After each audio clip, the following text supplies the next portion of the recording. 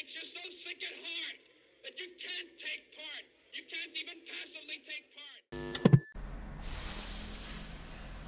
Hace unos días, el presidente López Obrador anunció un trío de reformas constitucionales que necesita sacar antes del 1 de septiembre, que es cuando la nueva legislatura se inaugura, y como Morena y sus aliados perdieron la mayoría calificada en el Congreso, pues cuesta pensar que puedan lograr reformas constitucionales con la facilidad que han podido hasta ahora. Ahora, de estas tres reformas, quiero concentrarme en una de ellas, y más bien en un solo aspecto de ellas, que es la propuesta de una reforma electoral que elimine a los diputados y senadores plurinominales. Ahora, en México odiamos a los plurinominales. Si le preguntas a todo el mundo, todos casi sin equivocación te van a decir que los plurinominales son un asco, son unas lacras. ¿Qué hacen ahí? ¿Para qué sirven? Y la verdad es que, pues, sí tienen razón. O sea, la mayoría, los peores políticos, los peores legisladores que tenemos en México son, en casi todos los casos, plurinominales. Por razones que deberían ser obvias. Los plurinominales no necesitan competir en una elección. Pueden seguir estando en las listas de los partidos, elección tras elección, y ahí siguen. Es una reelección de facto, siendo que, pues, en teoría, hasta hace poco no había proceso de reelección para congresistas, y aún así ahorita sigue siendo limitado a un término. Pero para los plurinominales no solo no hay restricción sobre la posibilidad de reelegirse, es de que no hay tampoco límite para reelegirse. Pueden estar ahí para siempre. Y pues a raíz de eso tenemos gente como, por ejemplo, Carlos Romero de Champs, que todo el mundo sabe que jamás ganaría una elección, porque todo el mundo sabe lo nefasto y lo corrupto que es. Jamás ganaría una elección, pero seguía y seguía y seguía y seguía hasta que él decidió retirarse de la política, no cuando el pueblo decidió que ya estaba harto de alguien así. Así que en este video voy a tomar una postura que va a sonar algo controversial y que voy a defender a los plurinominales. Y no lo estoy haciendo por contreritas, simplemente porque en México confundimos nuestra crítica legítima al rol de los plurinominales con la razón por la que existen los plurinominales. Y les voy a explicar. ¿Qué es un plurinominal? Pues un plurinominal es un legislador que se vota no en una elección de distrito, sino en el concepto de mayoría proporcional. Es decir, si un partido obtiene X número de voto popular en unas elecciones legislativas, va a tener el derecho a tener cierta representación en el Congreso, aun si no logra ganar distritos. Y esto es muy importante, porque esto permite que partidos pequeños puedan tener representación legislativa, porque muchas veces no lo van a poder lograr en una elección normal, donde el que gana más votos gana el distrito. Ahora, los plurinominales no son algo único de México, es más, la mayoría de los países del mundo tienen alguna variante de un sistema plurinominal. Casi todos los países latinos tienen, excepto Ecuador y Panamá. Europa también, salvo Belarus, que no es democrático. Francia, que es la excepción en Europa continental. Y vemos que no es sistemas plurinominales no existen en la tradición anglosajona. Ninguno de los países grandes anglosajones, más que Nueva Zelanda, tiene plurinominales. Ni Australia, ni Estados Unidos, ni Gran Bretaña, ni Canadá tienen este sistema. También algunos países que se han basado en el sistema anglosajón, como la India. Pero, por lo general, los países que no tienen este tipo de representación pues son países pues no muy democráticos, ¿no? Pero bueno, vemos que es una tradición casi universal en la mayoría de las democracias liberales no anglosajonas. Y veamos por qué es un problema esto. Les voy a dar dos ejemplos de elecciones en el mundo anglosajón, que repito, no tienen plurinominales, para que entiendan por qué es problemático no tenerlos. El primer ejemplo es uno que yo viví, porque yo estuve ahí, que fue la elección del 2015 del Reino Unido. Y aquí vemos los datos de tanto de escaños, que es esta columna que ganaron en el Parlamento, como el voto popular y la proporción del voto popular, que es esta columna de aquí. Aquí lo importante no son los dos principales, los conservadores y los laboristas. Esa elección la ganó el Partido Conservador. Aquí lo que les quiero mostrar son cómo funcionó el no tener plurinominales para los partidos minoritarios. Y aquí vemos cómo un tipo de partido minoritario se beneficia, que son los partidos minoritarios regionales. En este caso, el Partido Nacional Escocés, que es el partido pro independencia escocesa, que se volvió muy poderoso en la década pasada, fue el partido que logró el tercer número de escaños en el Parlamento, 56. Sin embargo, esto lo logró solo con el 4.7% del voto popular. O sea, con su representación en el Parlamento fue de 8.6%, casi el doble de su voto popular. ¿Por qué? Porque es un partido que no tiene presencia nacional, no compite fuera de Escocia, pero en Escocia es increíblemente popular. Y aquí vemos un mapa del voto. Azul es conservador, rojo es laborista, y como ven, los laboristas principalmente ganan en centros urbanos, no en provincia, por decirlo así. Pero vemos como Escocia es casi enteramente amarillo, que es el color de aquí del mapa para el Partido Nacional Escocés. Fuera de eso, pues nada. Y Escocia pues se ve grande en cuanto a geografía, pero es relativamente despoblado. O sea, fuera de los grandes centros urbanos, Glasgow, Edimburgo, Aberdeen, realmente aquí lo que son los Highlands, pues casi no las ovejas no votan, básicamente, es a lo que voy. Y el otro ejemplo es de un partido que sí tiene presencia nacional, o bueno, tenía porque ya no existe, que es el Partido Independentista del Reino Unido, UKIP, UK Independence Party, que es básicamente el partido que estuvo promoviendo Brexit desde su existencia. O sea, fue un partido que se fundó para promover la salida de la Unión Europea y que eventualmente se volvió tan políticamente importante que presionó al Partido Conservador de incluir un voto para salir de la Unión Europea en el manifiesto de esta elección. O sea, esta elección fue la que definió que existiera al año siguiente un voto para Brexit, ¿no? Que esa fue una de las propuestas del manifiesto del Partido Conservador.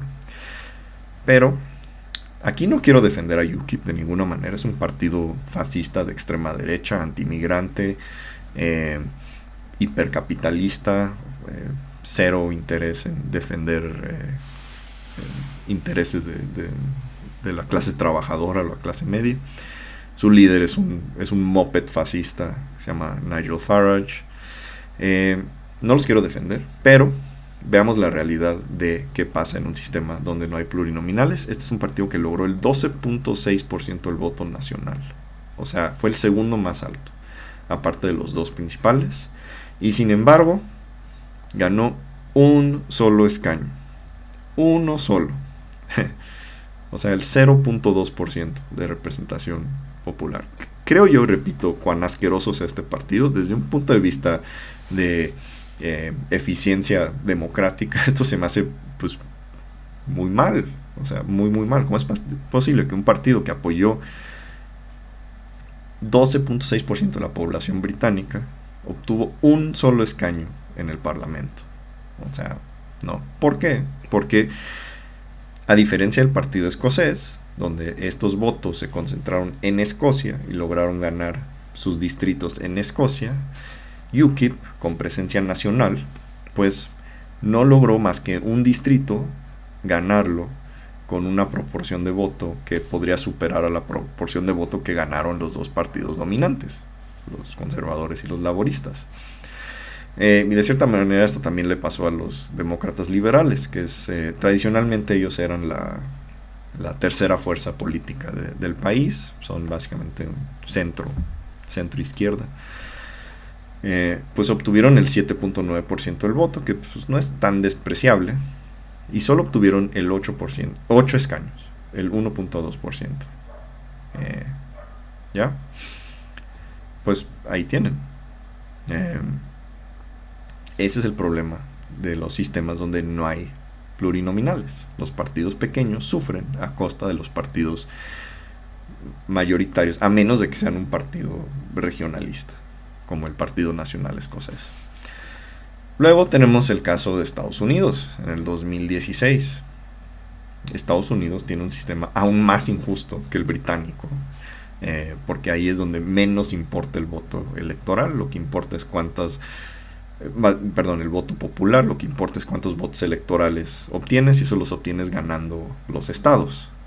Entonces, en el 2006 vemos que Hillary Clinton ganó la elección con un 48%, casi 66 millones de votos, contra Donald Trump, que ganó 46% del voto popular, más o menos unos 3 millones de votos menos que Hillary Clinton, pero por el hecho que ganó ciertos estados clave, ganó con 304 votos electorales versus 227, que pues no fue nada cerrado. Y un análisis de dónde ganó Donald Trump, aquí salió un artículo del Washington Post poco después de la elección. Básicamente Trump ganó con menos de 80,000 votos en 3 estados, porque ganó Michigan, Pensilvania y Wisconsin con márgenes de 0.2, 0.7 y 0.8%, que en cantidad de votos sumaba menos de 80,000 votos. Con eso consiguió 46 votos electorales, que si se les hubiera ido a Clinton, hubiera ganado Clinton. Y repito, esto es justo, esto es un sistema electoral justo, realmente democrático. Pues creo que no. Y si vemos en países como el Reino Unido y en Estados Unidos, están dominados por 2 partidos que ganan todas las elecciones, demócratas, republicanos. No hay espacio para que otro partido fuera de esos 2 gane elecciones. Y vemos qué pasa. En el 92, en Estados Unidos, hubo un candidato independiente llamado Ross Perot. Ross Perot se volvió muy popular en ese entonces. Yo vagamente tengo recuerdos de esa elección. Y me acuerdo, y bueno, él obtuvo el 18.9% del voto popular, que eso para estándares de Estados Unidos es increíble. O sea, los candidatos independientes en Estados Unidos no ganan más de 2-3%, a lo mucho, si les fue muy bien. 18.9 para un independiente. ¿Ganó un solo voto electoral? No. Todos los votos electorales se los llevaron los demócratas y los republicanos. ¿Por qué? Por el simple hecho de que aún con un 18.9%, lo mejor que le pudo haber ido a Ross Perot en algún estado no fue lo suficiente para lo peor que le pudo haber ido a Clinton o Bush. ¿Ya entienden por qué necesitamos plurinominales? Ahora veamos las cifras en México. Estos son los resultados de la elección pasada. Y la razón por la que Morena quiere deshacerse de los plurinominales no es porque realmente le importe, o sea, más bien no es porque acepte la crítica de que los plurinominales son malos, porque Morena tiene cualquier cantidad de plurinominales inútiles. Pero Morena vio los resultados de esta elección y se dio cuenta que en cuestión de ganar distritos le va muy muy bien. Aquí vemos los resultados de la coalición morenista versus la coalición opositora. ¿Cómo se llama? Sí por México, o Va por México, ya no me acuerdo. Aquí vemos que la coalición morenista ganó 26.2% del voto versus 25.7% de la coalición opositora, que pues no hay gran diferencia, realmente, es menos del 1%. Y sin embargo ganaron casi el doble de distritos, 121 contra 63. Ahora, aquí no quiero juzgar mal a Morena, por el hecho de que lo que probablemente ocurrió es que Morena ganó distritos que estaban muy cerrados, mientras que la oposición ganó distritos que eran muy antimorenistas. Eso es lo más probable de lo que sucedió. Y, al igual que en Estados Unidos, como los demócratas fácilmente ganan, por ejemplo, California, pero pierden estados cerrados como Ohio, Pensilvania, etcétera. Sospecho que lo mismo pasó aquí. Morena ganó distritos más competidos. Y eso está bien, o sea, no estoy, o sea, bien que lo haya hecho. A mí lo que me preocupa de estos resultados no es esto, sino el hecho de que los minoritarios ganaron 0 distritos. Aun cuando ganaron una cantidad pues respetable de votos. Fuerza México, casi 2.5% del voto popular, 0 distritos. ¿Cuál es la red social progresista? ¿Cómo se llaman? 1.8%, 0 distritos. No me caen bien, pero aún así, 2.75% del voto, 0 distritos. Movimiento Ciudadano, 7% del voto popular, nada mal para un partido minoritario, solo 7 distritos. Estamos hablando de los 300 escaños en la Cámara por distrito, lo cual haría pensar que con 7% del voto, pues tendrías como 20, ¿no? Más de 20. 7, solo 7 ganaron. PT, 0. Verde, 1. PRD fue el peor que le fue, fuera de alianza, 0. Ya, ahí está. Ese es el futuro político de México sin diputados. Un sistema político, un sistema partidista, donde estos partidos se vuelven políticamente irrelevantes. Y ni hablar de independientes, porque independientes en México pues no han pegado. Y si tú me dijeras a mí cuál es el problema principal del sistema político mexicano, es el hecho de que está demasiado concentrado en los partidos grandes. Y eso no permite que fuerzas políticas fuera del establishment puedan ganar elecciones. Ahora, ya sé que van a decir, estos partidos pequeños son basura. Y sí, es la verdad, la mayoría de los partidos pequeños en México son basura.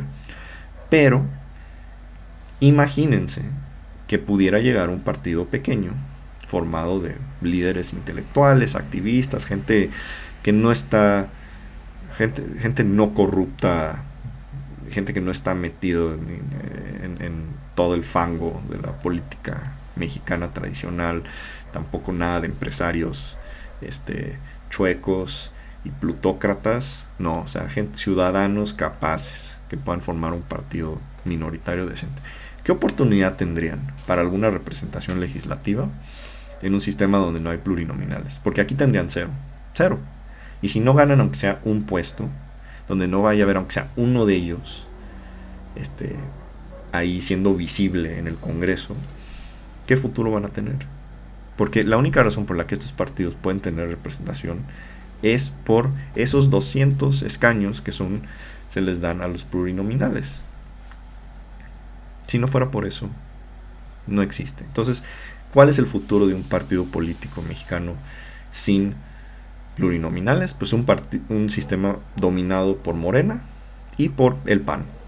Esa es la verdad, porque el único partido de oposición que se va a beneficiar por eso es el PAN, porque es el partido de oposición ahorita con más fuerza, con más visibilidad, y que además tiene una ideología coherente como oposición a Morena. O sea, una división izquierda-derecha. Claramente el PAN es el partido que tiene esa consistencia ideológica para oponerse a Morena.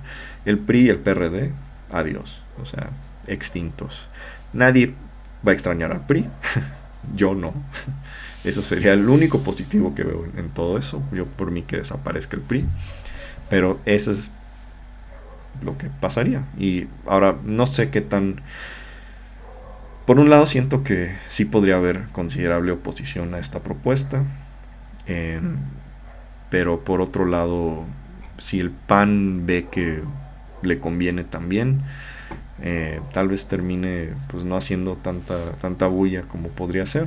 Así que no sé. Pero a mí lo que más me molesta de esta propuesta es de que en México tenemos un problema patológico de identificar un problema, pero no entender la razón, la causa de ese problema, y terminar con una solución que empeora el problema. Y si el problema es que los plurinominales en México son tan malos, donde tenemos tanta basura que sigue elección tras elección tras elección ahí, la solución para mí sería muy simple.